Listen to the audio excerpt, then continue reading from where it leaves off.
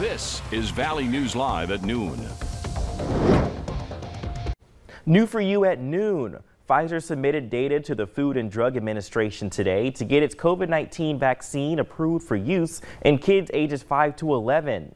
The FDA is expected to take several weeks to analyze data collected in a phase 3 trial, which included more than 2,000 children, before it would grant emergency use authorization. Pfizer says that in this trial, kids were given 2 smaller doses of the vaccine than those given to those 12 and older. It produced antibody responses similar to those seen in a study of people 16 to 25 who received full doses. Pfizer will request emergency use authorization in the coming weeks. Well, hospitals around the valley are reporting high capacity due to staffing shortages, and help is on the way for one of them.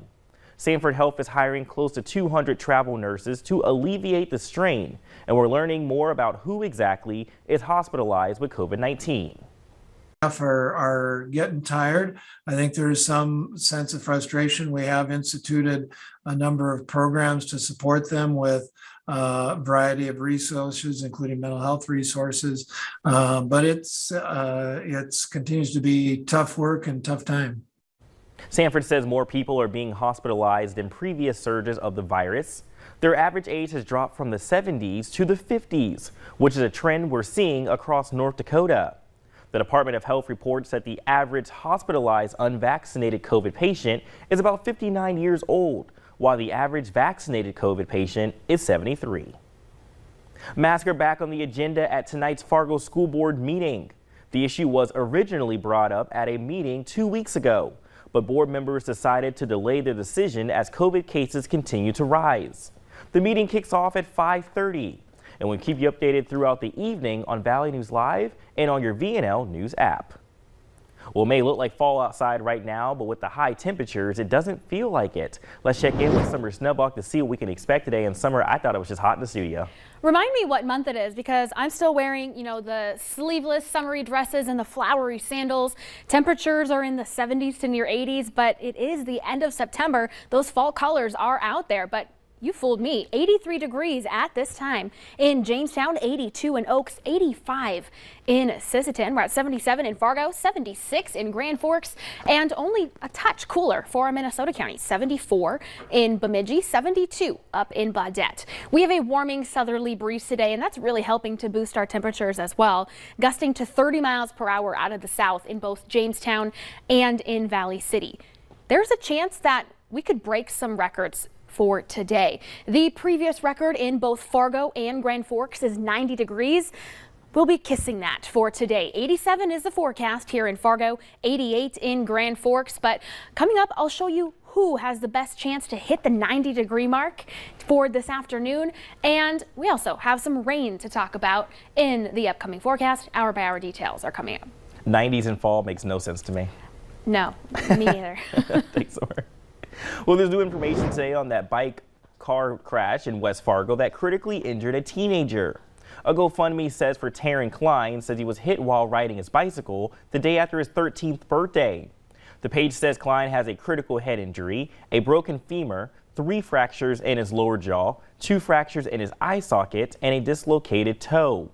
His family also says he had surgery to remove a section of his skull to allow for swelling in his brain, and they expect he will need multiple surgeries in the future. Well, authorities in Bemidji are investigating a structure fire. It happened yesterday evening just before 6 in Grant Valley Township, which is southwest of the city. When firefighters arrived, they saw flames shooting out from the roof of the structure. They were able to get the fire knocked down in about 2 hours. Fire officials say the fire was likely electrical in nature. No one was hurt, but the building was left moderately damaged. Voters in Grand Forks are heading to the polls today to decide a school referendum.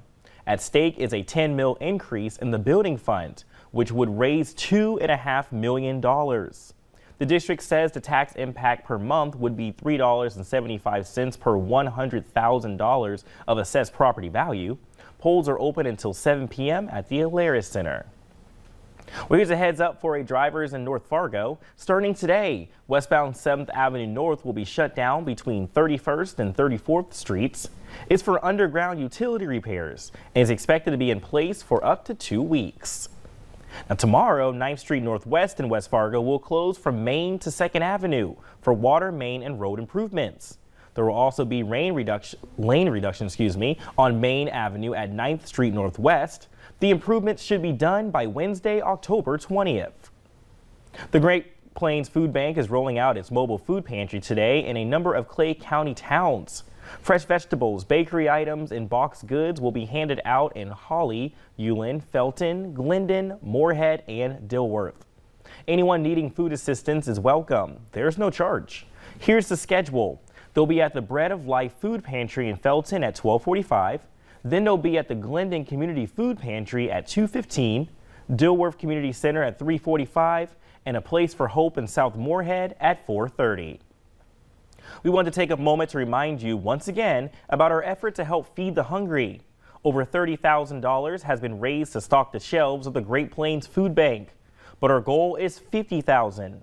Corwin Automotive is matching all gifts up to $50,000 made by Thursday. You can find a link to donate right on our website, valleynewslive.com. Just look for the Stock the Shelves logo. Well, coming up at noon, with COVID cases on the rise, it has some people rethinking their travel plans. But next, we're tracking some big changes in the forecast.